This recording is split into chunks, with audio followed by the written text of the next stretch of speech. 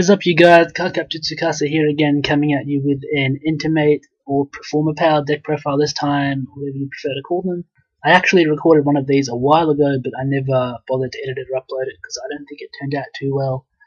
But now that I've updated this a little bit, I thought that I might as well give you guys the deck list because I know you've been asking quite a bit for this one.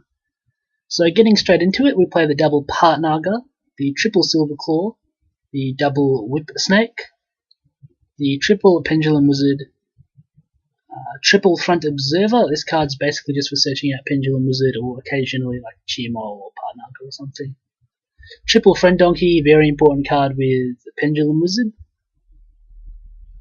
Double Lizard Draw. This card has been... First I wasn't sure about running it, but after actually trying it out, I thought that extra draw is really, really nice. And it kind of makes you mix up the scales a bit. In the previous builds, I only ever really used Partnaga and Cheermole to set the scales. But with this build, I'm starting to use Pendulum Wizard more often with Lizard Draw, or just varying sort of scale setups, which I think makes Pendulum decks a lot more fun. Then we play a double Cheermole. I should also note with Lizard Draw that the amount of plus you can get with this card if it's used properly is insane because of its monster effect, which is if another face-up monster you control is destroyed by battle by an opponent's attacking monster, or by an opponent's card effect, you can draw a card for each Performapal monster you control. So that's usually like at least you draw 1 or 2 cards off that effect. Sometimes you could have a field full of cards and they don't go for Lizard Draw for whatever reason, you draw like 4 cards off that. And that is really, really helpful in this deck. After spells, we play a Raigeki, and we play double Cast Change. So it's sort of a toss-up between just running Upstart or this card, but I sort of feel like we play enough Entermates in this deck to justify this card. Pot of Riches has been knocked down to 2. I always played this at 3 before, but I'm not finding I'm using it as much anymore. Triple Illusion Balloon. I still love this card and it still sees a lot of use in this deck, especially since you can use multiples in one turn, and I think that's really nice. Especially since you can combo it with Pendulum Wizard's effect, so that's really nice that you get a search out and a free special summon. And then 2 Supply Squad. I still think this card's good in this deck thanks to how often your cards will be getting destroyed, whether it's by a Pendulum Wizard's effect or by something else. Then on to traps. We have the one Entermate or Performapal Revival. I'm still not entirely sure whether I prefer to call them Entermate or Performapal, but I think for the rest of this video I'll just go ahead and call them Performapal because I know a lot of my viewers might not watch the anime or keep up with the OCG, so I'm sure they just are used to calling it Performapal. But yeah, this has been bumped down to 1. It was run at 3 before, then was down to 2, now at 1. It's still a good card, it's just I don't find it's used that often. Double Call. This card is really good.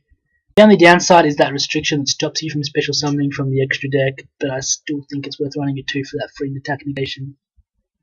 Double Command Performance, double Last Minute Cancellation. These used to both be run at 3, or maybe it was like 3-2 or something, but they're both down at 2 now. To make room for the new trap card, Performapal Pinch Helper. Basically, it's a continuous trap, and once per turn, if an opponent's monster declares an attack, you can negate it, and if you do, special summon 1 Performapal monster from your deck, but it's fixed and negated. So that's a once per turn if you get direct attack, free special summon there. And then its other effect is, at attack declaration, when a monster you control battles an opponent's monster, you can send this card from the field to the graveyard, and you take no battle damage from this battle. So it can kind of help you stop from being OTK'd, I guess. But mostly you're just going to use it for the first effect. Then we play 1 Solemn Warning, rounding off the main deck. Now off to the extra deck, I barely ever actually go into any cards on the extra deck. There's barely ever any reason to. I think the card I go into the most is probably Dark Rebellion, which we play at 1. But other than that, you're mostly not going to be using your extra deck. But I'll go through it anyway because I know you guys probably want to see it. So we have the 1 Dark Rebellion, the 1...